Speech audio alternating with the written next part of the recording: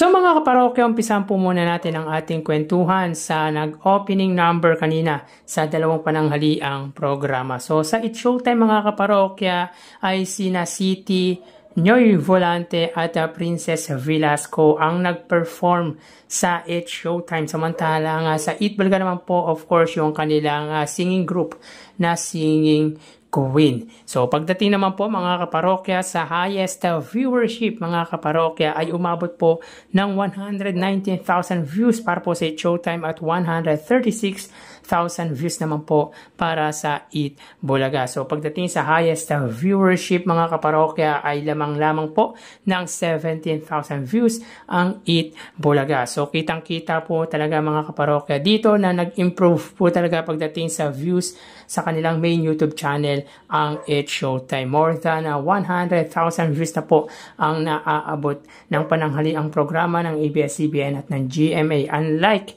before mga kaparokya na hirap po silang umabot ng 100,000.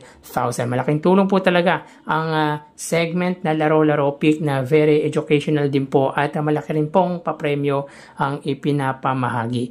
Anyways, again mga kaparokya, pagdating sa highest viewership ay wagi po dito ang Eat Bulaga. So kanina nga po mga parokya ay muling tumaas ang ads para po sa Eat Bulaga. So kahapon nga po ay umabot lamang po sila ng 20 TV ads at ngayon naman po ay 26 TV ads. So sa unang gap mga kaparokya ay meron po silang 9 ads, sa pangalawa ay 9 ads at sa pangatlong gap ay 8 TV ads with a total of 26 TV ads. So, nadagdagan po ng 6 na advertisement ang Eat Bulaga from kahapon na episode. So, congrats sa Eat Bulaga. Pagdating naman po mga parokya sa papremyong ipinamahagi ng dalawang noontime shows, meron po ang It's Showtime na 95,000 pesos at 190,000 naman po sa Eat Bulaga. So sa 95,000 na ipinamahagi ng It's Showtime,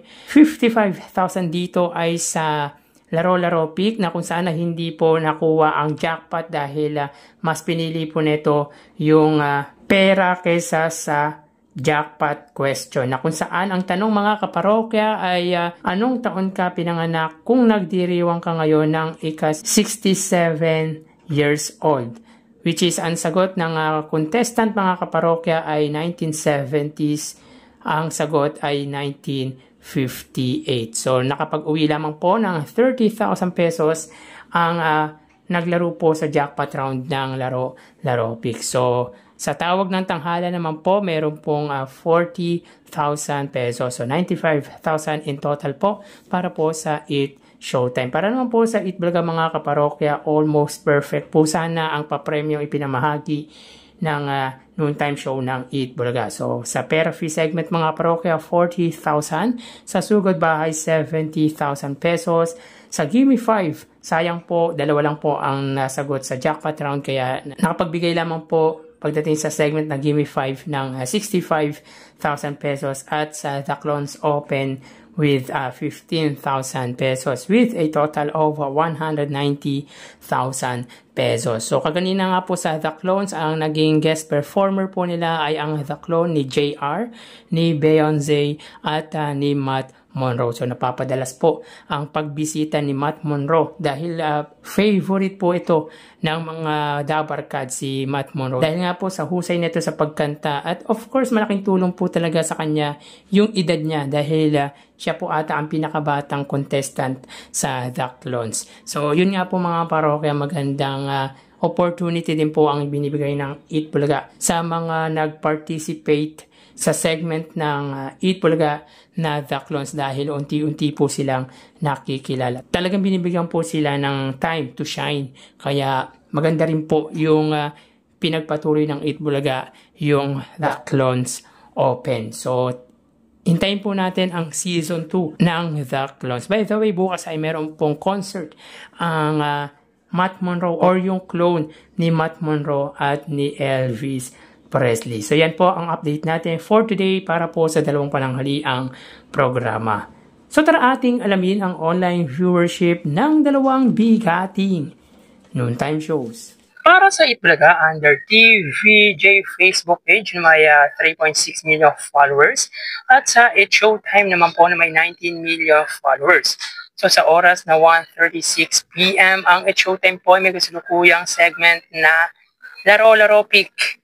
Samantalang ang Itbulaga naman po ay Gimme 5. So dito ang It Showtime mga kaparokya, sila po ay may 4,400 live viewers, samantalang ang Itbulaga ay may 3,400 live viewers. So again, sa oras na 1:36 PM, ang Showtime po ay may 4,400 live viewers, samantalang ang Itbulaga ay may 3,400 live viewers. So pagdating sa Facebook Live, mga kaparokya, may kita po ninyo dito na lamang po ng 1,000 views ang It Showtime against sa Itbulaga. So mapunta tayo mga kaparokya sa TV Network YouTube channel ng dalawang noontime shows. Unahin po natin mga kaparokya ang It Showtime. Under po yan sa GMA Network YouTube channel na may 40.1 million subscribers. At sa Itbulaga naman po under TV5 YouTube channel na may 2.61 million subscribers. So sa oras na 1:37 PM, ang It's Showtime po under GMA Network, sila po ay may 29,000 viewers.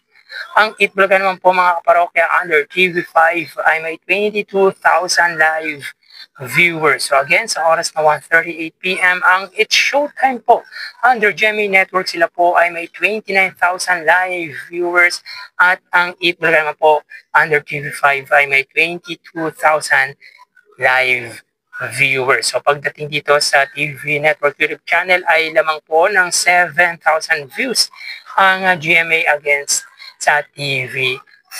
So mapunta tayo sa main YouTube channel ng dalawang noontime shows para po sa It's Showtime under ABS-CBN It's Showtime na may 2.7 million subscribers at sa Itbulaga naman po under Itbulaga TVJ YouTube channel na may 1.67 million subscribers. So sa oras na 1:38 PM, ang It's Showtime po, sila ay may 107,000 viewers.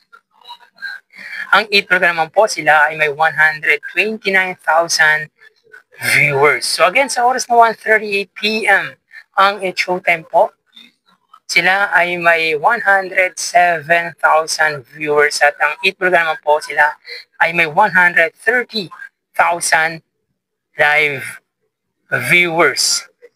So, bali, ang total na nakuha ng dalawang noontime shows ay, mga kaparokya, bali, ang total na nakuha ng dalawang noontime shows para po sa It's Showtime ay 140,000 viewers at ang Itbulaga naman po ay 155,000 viewers. So pagdating sa Facebook Live, 4,000 sa Showtime at 3,000 man po sa Itbulaga. Sa TV Network YouTube channel, 29,000 sa GMA at 22,000 man po sa TV5. At sa kanilang main YouTube channel, 107,000 sa It's Showtime at 130,000 man po sa Itbulaga. So again, ang It's Showtime po ay nakakuha ng total of 140 or 140,000 viewers at ang Itbulaga naman po ay 155,000 viewers. So dito pagdating sa online viewership ngayong araw po ng Biyernes mga kaparokya ay wagi po dito ang Itbulaga at lamang po sila mga parokya ng 15,000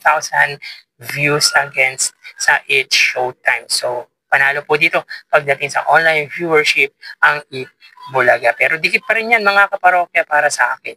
So hanggang dito na lang po tayo mga kaparokya. Mag-iingat po tayo palagi. Thank you and God bless.